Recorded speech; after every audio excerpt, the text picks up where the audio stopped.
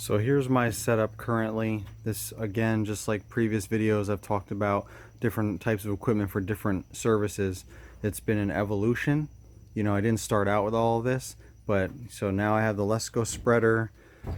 I've got my stand-on aerator there, and this walk-behind aerator I'm renting right now from my dealer who rents aerators. This is the 26 inch, so it's a nice size big Ryan aerator. Eventually I want to get probably a small one of this. Like at the GIE, I'll take a look at aerators again, and I'll probably get a small version, whether it's Ryan or whatever brand it is. I've seen a lot of different brands out there that you know, they're constantly changing things and making things better, right? Because those of you that have aerated for any length of time, you know how exhausting these types of aerators will really beat you up. So it's wider, so that's good. You have to, you know, run around less, but it's still going to yank you around. It's got this mechanism to raise and lower the tines, which just wears you down over time.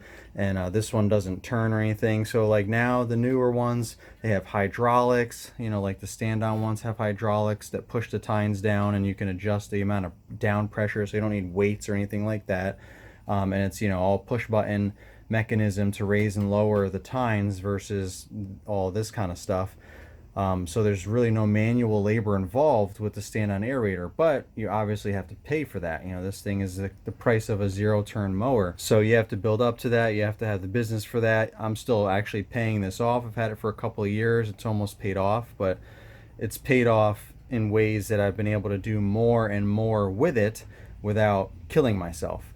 You know, these old school walk behinds are definitely, they're going to start going away, I can imagine. Just like belt drive walk behind mowers, there still always will be a place for them. People, you know, they're super cheap compared to everything else, so people will still, they need quantity, they get a bunch of quantity. Like I see a lot of guys with a whole bunch of old school aerators like this on their trailer and a bunch of guys in the truck, and you see them jump out and they all run around and divide and conquer the yard. So each guy's only doing like, you know, a quarter of the yard or something, so it's not as exhausting, but still throughout the course of the day it adds up. So I had to rent this because before I had this, when I started my business, I had an old school Husqvarna walk behind aerator just like this, but it wasn't as wide. It was just a standard, whatever that is, 18 inches or something, 16 inches.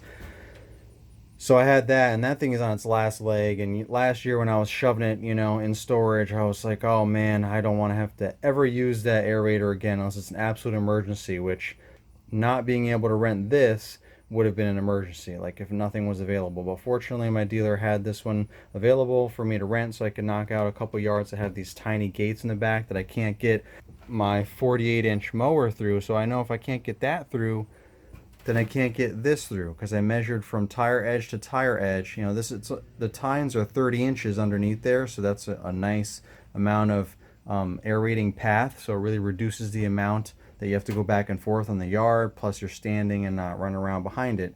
But the tires and everything make it super wide, so you can't get through the small gates with that. Therefore you need something like this. Ultimately I want to look into getting something smaller than this to replace the Husqvarna one I have, which is really on its last leg. It barely works. So I don't really ever want to have to use that again. I want to replace it with something more like this, a smaller version of this, or another brand or whatever, just this kind of aerator. But you know, this particular aerator is a little bit step up from the Husqvarna one that I have. That one's super old school. This one's a little bit more updated.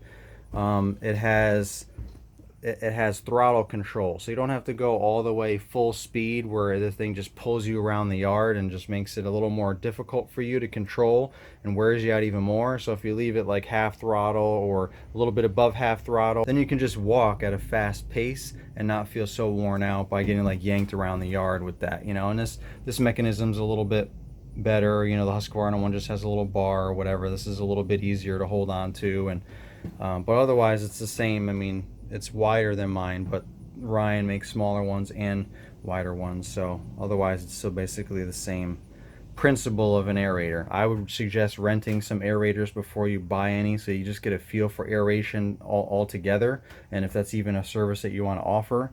It's not for the faint of heart by any means. I mean, you're not going to be anywhere near as exhausted or beat up using this kind of machine, but it's a huge investment, so you need to work that into your budget. You need to have the business for it, and so on.